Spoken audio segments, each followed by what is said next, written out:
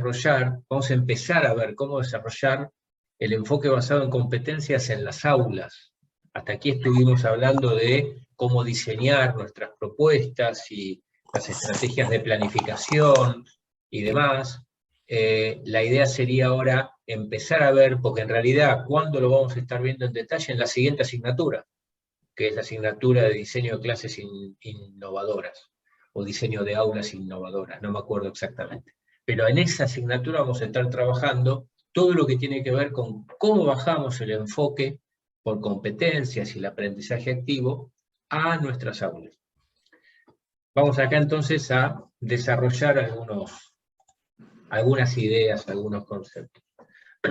¿Recuerdan de esta diapositiva del encuentro anterior, cuando planteamos la diferencia?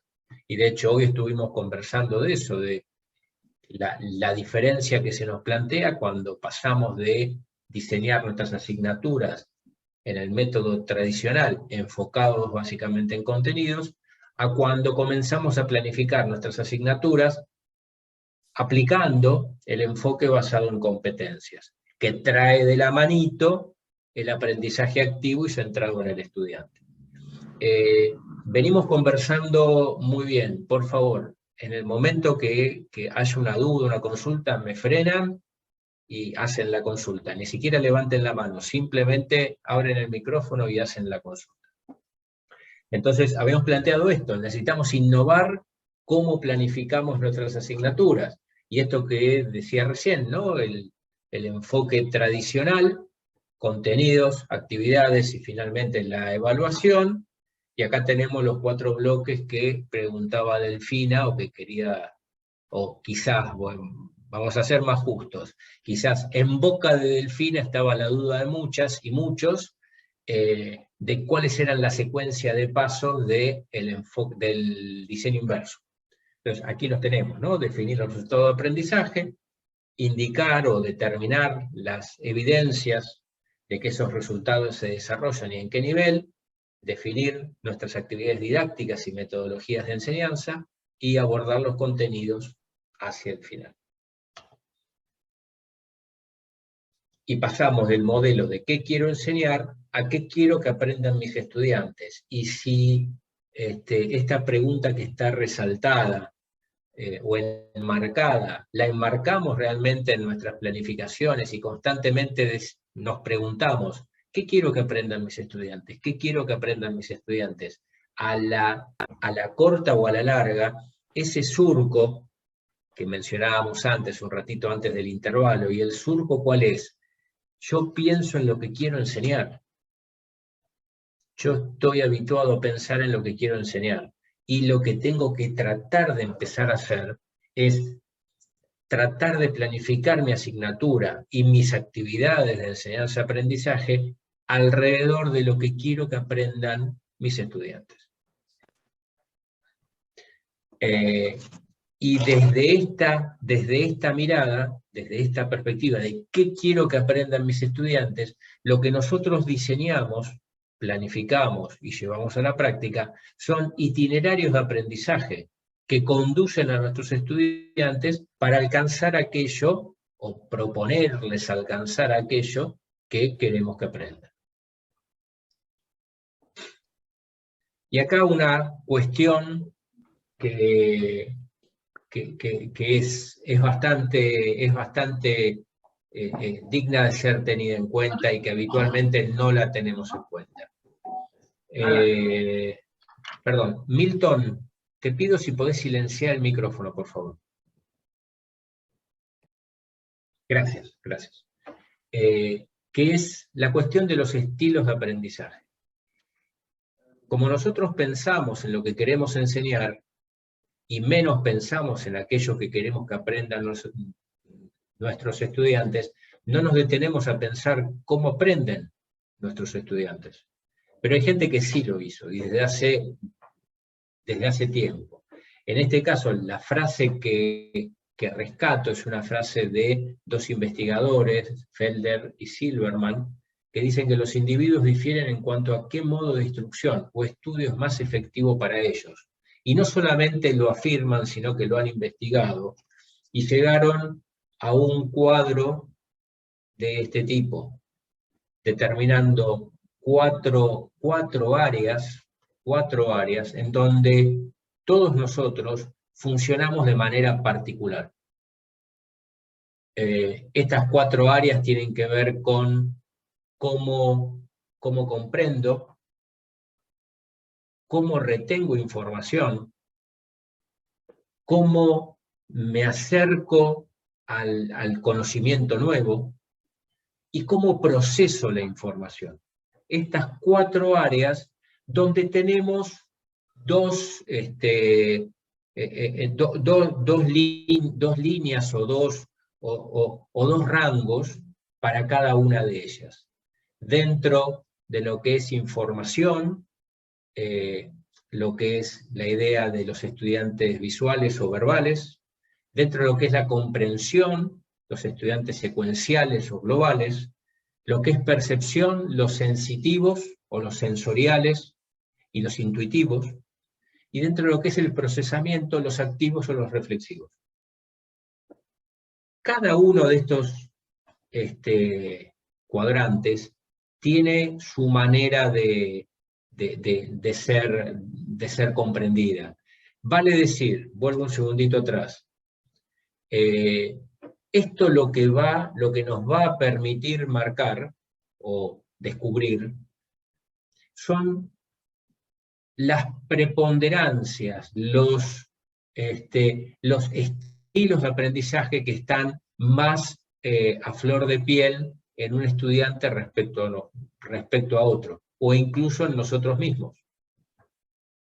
Entonces, si vamos, por ejemplo, a la cuestión del proceso, del acceso a la información entre los activos y los reflexivos, los activos tienden a retener y comprender mejor haciendo algo con ella, transfiriendo, discutiendo, aplicando, explicando a otros, etc.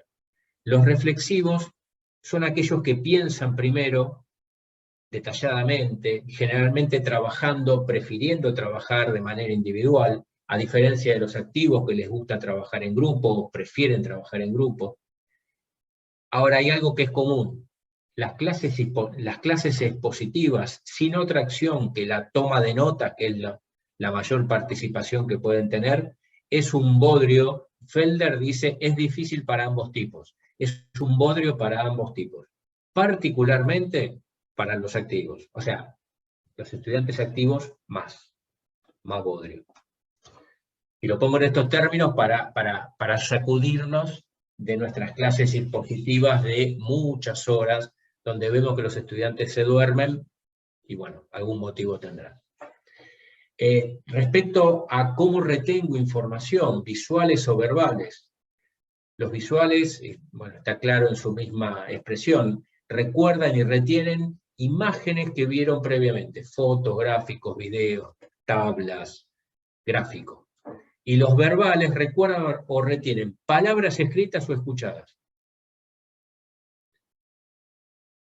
Con la salvedad de que la mayoría tenemos preponderancia visual, lo cual implicaría que si utilizáramos más elementos visuales en nuestras clases, quizás promoveríamos mayores aprendizajes en nuestras clases expositivas incluso. Respecto a les recuerdo que todo esto está disponible en el campus virtual al finalizar el encuentro. No hace falta que estén copiando para tener a disposición la presentación. Respecto a la percepción, a cómo se acercan los estudiantes a la percepción de la información, los sensoriales prefieren aprender hechos, y los intuitivos son aquellos que descubren, y está bien dicha la palabra, descubren relaciones, infieren posibilidades. Los sensoriales prefieren resolver problemas utilizando métodos definidos, establecidos, y a los intuitivos van por caminos distintos, poco probados a veces.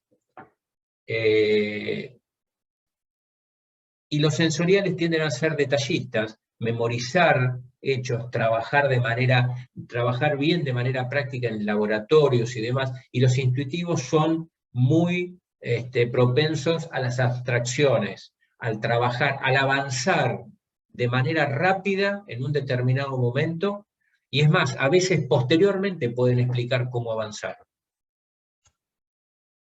Y respecto a la comprensión, los secuenciales, estudiantes secuenciales, comprenden el paso a paso, pasos lineales, de manera de comprender la secuencia.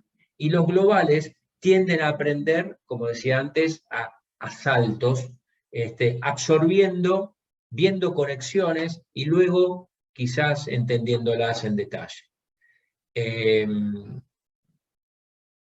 Bueno, lo siguiente es más de lo mismo. Esto que les muestro nos debería, os propongo, o los invito, a tratar de alguna manera aplicarlo. Muchas y muchos han propuesto en sus actividades trabajos grupales. Y una cuestión que surge cuando empezamos a plantearnos el trabajo en grupo es cómo planteamos los grupos, cómo organizamos los grupos. Se organizan los estudiantes, los organizamos nosotros, si los organizamos nosotros, cómo los organizamos, etc. Bueno, Felder y Silverman desarrollaron un test de estilo de aprendizajes, que es un formulario web que está en inglés, creo que hay una traducción al español, tendría que conseguirla. La dirección web la tienen abajo, al pie de página, donde uno completa y contesta una serie de preguntas, y de ahí emerge el gráfico de preponderancias. Algo que podemos hacer, yo lo aplico como primera actividad o dentro de las primeras actividades de mi asignatura y de algunos cursos que dicto donde espero trabajar en grupo de una manera muy dinámica. Pido que los estudiantes, las estudiantes completen el test de estilo de aprendizajes y que me envíen el resultado. ¿Por qué? Porque al momento de organizar equipos de trabajo, lo que utilizo como uno de los elementos que utilizo como criterio para formar los equipos es que dentro de los equipos haya distintos estilos de aprendizaje. Sus miembros tengan distintos estilos de aprendizaje. Esto facilita mucho, destraba, minimiza el conflicto cuando un visual se trabó. Bueno, el sensorial lo destraba con el paso a paso, se potencian, se fortalecen unos a otros. Y algo que siempre deberíamos tratar de considerar es que nuestras propuestas tengan diversas instancias. No sea solamente una instancia X, la que fuere, porque esa instancia X seguramente está pensada en términos y favorece a uno o a dos estilos de aprendizaje. Y no creamos condiciones donde los distintos estilos de aprendizaje puedan verse motivados, puedan verse favorecidos en su aprendizaje. Entonces, pluralizar las propuestas de actividades. Vamos a hacer una pequeña ampliación un poquito más adelante. Esto soy yo. Este es mi estilo, el resultado de mi test de estilos de aprendizaje. Cada uno tenemos un resultado distinto. Este resultado, este gráfico de resultados es el que yo utilizo para armar grupos con diversos estilos de aprendizaje. Por ejemplo, que los grupos tengan un equilibrio entre activos y reflexivos, entre sensoriales e intuitivos, entre visuales y verbales, etc. Y esto, en mi experiencia, ha ayudado mucho a minimizar el conflicto, favorecer el trabajo efectivo y a promover que el trabajo en equipo continúe a pesar de que en determinado momento por algún motivo se trabe. Alguien siempre lo destraba. A veces es el docente, ¿no? Y ahora tenemos un problema, que es cuál es el límite de nuestras aulas. Llevar el enfoque basado en competencias y el aprendizaje activo y centrado en el estudiante a las aulas. Pero hoy tenemos, y no solo en la universidad, en algunas escuelas secundarias también, tenemos nuestras aulas físicas, que son físicas, síncronas, como sería esta aula en la cual estamos ahora, o híbridas, donde hay alumnos presenciales y alumnos no presenciales, pero están sincrónicamente conectados, todas las posibilidades que nos brindan las tecnologías como espacios, plataformas y recursos asíncronos, y todo lo que tiene que ver con la institución y con la sociedad.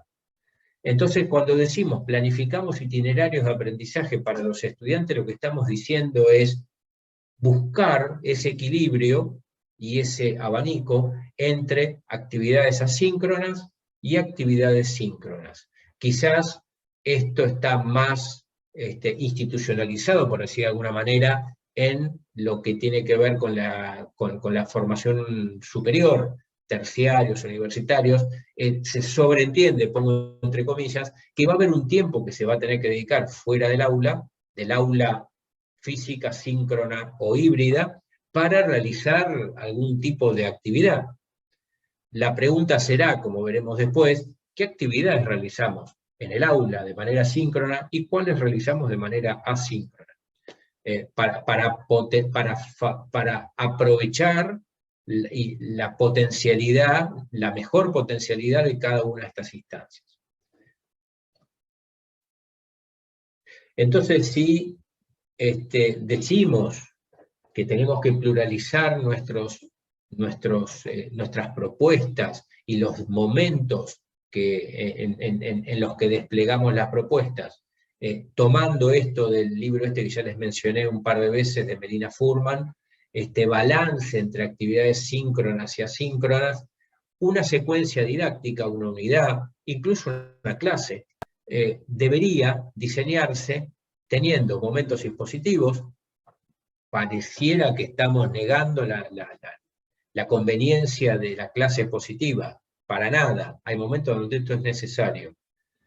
Momentos de exploración vivencial, esto que decíamos de transferir, en qué de esto que estoy viendo aplica a mi vida cotidiana, qué de esto que estoy viendo puedo transferir a otro ámbito, a otra asignatura, etc. De práctica individual, poner en práctica lo que estoy aprendiendo, difícil que deduzca un teorema si no tengo una instancia donde pueda hacer algún ejercicio, algo que me favorezca o que me promueva esa deducción, de reflexión sobre los aprendizajes, individual o grupal, poder compartir, poder trabajar en grupo para ver qué pasó con estos aprendizajes, y de evaluación y retroalimentación. Idealmente, las instancias, las secuencias didácticas deberían tener una variedad de estos elementos, si no todos, una variedad de estos elementos, de manera de poder cubrir, darle insumo, darle alimento a la mayor cantidad de estilos de aprendizaje posibles y enfocado en el desarrollo de competencias, no solamente en el desarrollo de un contenido determinado. Entonces, cuando estamos hablando de este balance, yo decía antes, aprovechar este balance entre lo asíncrono y lo síncrono, aprovechar las fortalezas de cada tipo de actividad. No es lo mismo poder conectarme a un campus virtual para acceder a material, para acceder a una presentación, acceder a un cuestionario, acceder a distintos elementos, que una actividad síncrona, una clase síncrona, tengo la oportunidad de compartir, de colaborar, de trabajar en equipos, etc. Promover la participación. Este balance nos permite promover participación, colaboración de los entre estudiantes y de los estudiantes con nosotros, de diversas maneras, en diversas instancias.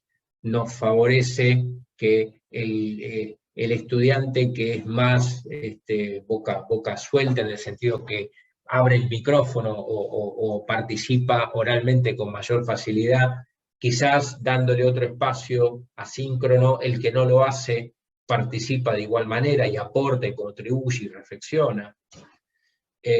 Brindar fácil acceso a materiales y recursos, tratando en la medida que se puede evitar el tema de las fotocopias y todo este tipo de cosas.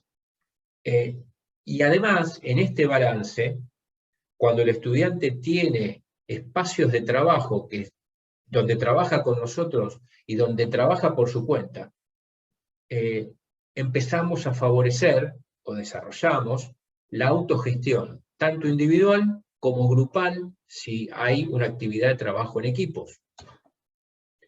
Y además, tener actividades síncronas y recursos asíncronos nos permite ampliar nuestra variedad de instrumentos y estrategias de evaluación, de autoevaluación y de coevaluación, o sea, de evaluación entre pares. Y esto nos conduce a lo que va a ser la siguiente presentación, que es lo que se denomina aprendizaje invertido, o flip learning, o aprendizaje inverso. De diversas maneras lo pueden haber escuchado o estén familiarizados con este concepto. Ahora, cuando queremos bajar ese modelo a el enfoque basado en competencias y el aprendizaje activo y centrado en el estudiante, tenemos diversos modelos. Aquí en pantalla tenemos algunos, incluso algunos que se están reconfigurando. El presencial extendido, que es el famoso o el típico espacio de aula y algo más. Hace la tarea, tenés el campus con los materiales, etc. El aprendizaje híbrido, que históricamente, digo, prepandemia, se denominaba a estas propuestas donde había espacios presenciales y espacios no presenciales, pero no era mayoritariamente presencial. Hoy aprendizaje híbrido estamos hablando de físico y sincrónico en el mismo tiempo y lugar, expandiendo el aula física al aula síncrona también. Educación a distancia, todo esta propuesta, todo virtualizado. Aprendizaje ubicuo móvil, donde aprovechamos la posibilidad de los celulares, los dispositivos móviles, para acceder a material, acceder a actividades, para interactuar, por ejemplo, propuestas que aprovechan la geolocalización para, sin ir más lejos, las visitas de los museos, para poder brindar información, contenidos, actividades, y el microaprendizaje, es decir, distintos modelos que nos sirven para diseñar nuestras propuestas, cuando tenemos la posibilidad de elegir el modelo. Sobre estos modelos vamos a profundizar un poco más en la siguiente asignatura. Hoy quiero traer a cuento de que tenemos distintas estrategias para traer el enfoque basado en competencias a nuestras aulas. Y tenemos un sinfín de metodologías activas para promover el aprendizaje activo y centrado en el estudiante cuando decimos que lo queremos promover. Y estrategias diversas a la clase expositiva como recurso para decir damos clase. Entonces acá tenemos algunas de estas metodologías, hay muchas más que vamos a estar trabajando en la asignatura próxima, ya más en detalle, pero algunas ya las hemos mencionado. El aprendizaje basado en proyectos, el aprendizaje basado en desafíos, en retos, el aprendizaje como servicio o aprendizaje social, como le dicen, el aprendizaje personalizado, que hoy pasa a ser algo casi, por lo menos en la universidad, casi mandatorio, que el estudiante pueda de alguna manera tener gestión sobre su proceso y su tiempo de aprendizaje, y el trabajo en equipos colaborativos. Es decir, metodologías que nos permiten corrernos de la estrategia de clases expositivas para dar clase. Entonces, si volvemos a la propuesta de innovación, simplemente como para traerla de vuelta a esta situación, cuando yo les decía, plantean resultado de aprendizaje fundamentalmente orientado a los contenidos, pensemos en estas metodologías, las vamos a estar desarrollando en la siguiente asignatura, pero pensemos en estas metodologías y en tantas otras que vamos a estar viendo y analizando, para poder correr nuestro eje de la clase expositiva como única estrategia para dictar clase.